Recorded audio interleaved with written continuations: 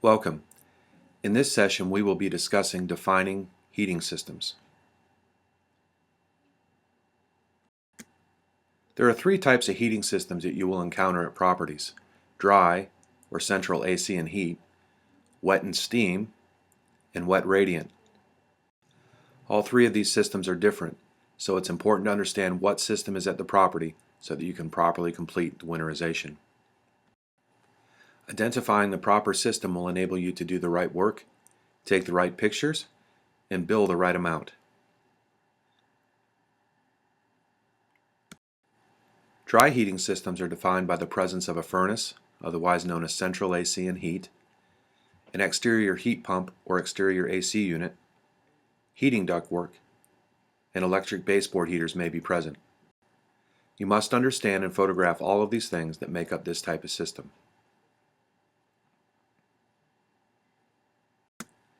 Here are some pictures of a central AC and heat unit on the interior of the house.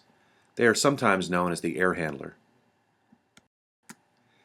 These move air, and they're different from a boiler system, so don't be confused. A boiler system moves water, an air handler moves air. On a dry heat system, you will see ductwork like this down in the basement or coming out of the air handler itself.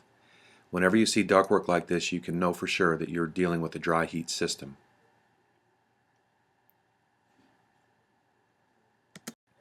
Sometimes the previous homeowner will have decided to install some electric baseboard heaters.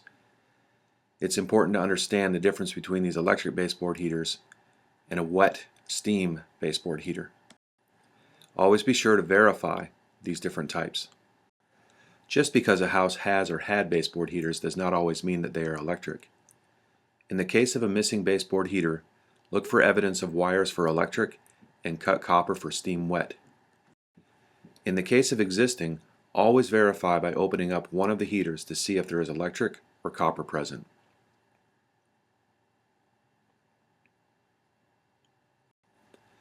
Just because you can see an area where the baseboard radiator used to be, do not assume that it belongs to a wet steam system. Always check and photograph the area for wires or the presence of copper. Notice the existing wires here that show that this baseboard heater was part of a dry heat system.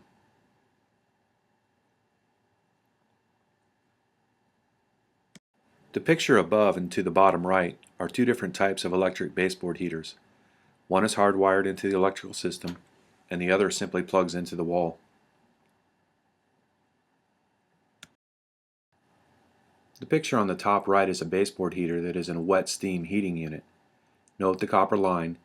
This is a sign that lets you know that this is in a wet steam unit.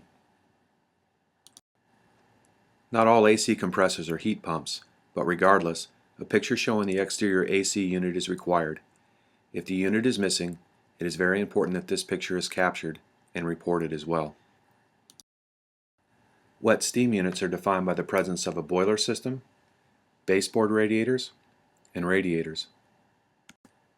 The picture on the left shows a general idea of how a wet steam system works.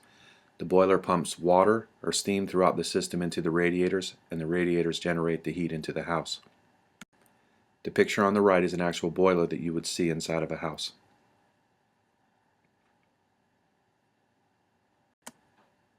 Water is boiled and either distributed to the radiators in the form of hot water or steam. It is important to take pictures of any water pumps, valves, and pressure tanks that are commonly found around the boiler system. Be sure to take good pictures of the boiler system itself.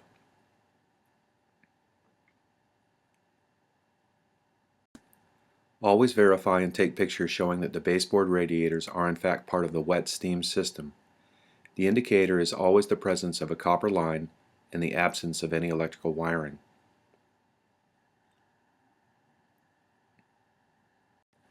Always verify that copper is running into the radiator. There are rare cases that these are electric. When copper is found, it is always a steam or wet system. Wet radiant systems are defined by the presence of a boiler system, an expansion tank, the absence of baseboard radiators and radiators, and a large grouping of valves and pipes near the boiler system. These pipes run hot water throughout the floors of the house, and remember, all of these pipes must be blown out as well. You are right to think that this boiler looks exactly the same as the one in the wet steam system. It's because it is, but it has a different purpose in a radiant heating system. This is a large wet radiant heat system. You can clearly see the valves that travel through the house to pass hot water through the walls and floors. Take pictures of everything. Take pictures of all the valves, pumps, expansion tanks, etc. This is imperative to prove the type of system that it is. You can see the pipes and valves on the walls, the expansion tank, and the boiler system itself. When you see this amount of valves and piping down by a boiler system, it's a good chance that this is a wet radiant system, but always check to see if there are any baseboard radiators or radiators present. When these are present, it is a wet steam unit. In a wet steam system, the elements that heat the house are visible, like baseboard radiators and radiators. In a wet radiant system, the elements that heat the house are in the walls and the floor. Both systems have a boiler system. When a boiler system is present, look for the telltale signs of radiators or missing radiators to define whether the system is a wet steam or wet radiant.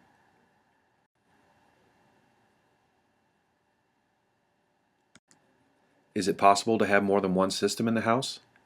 A newer forced air system might have been installed, but the old system might heat the house during the winter. Or, a wet steam system is installed, but the previous homeowner installed some electric baseboard heaters to improve the heating in the house. If you think there is more than one system, document everything to support your findings.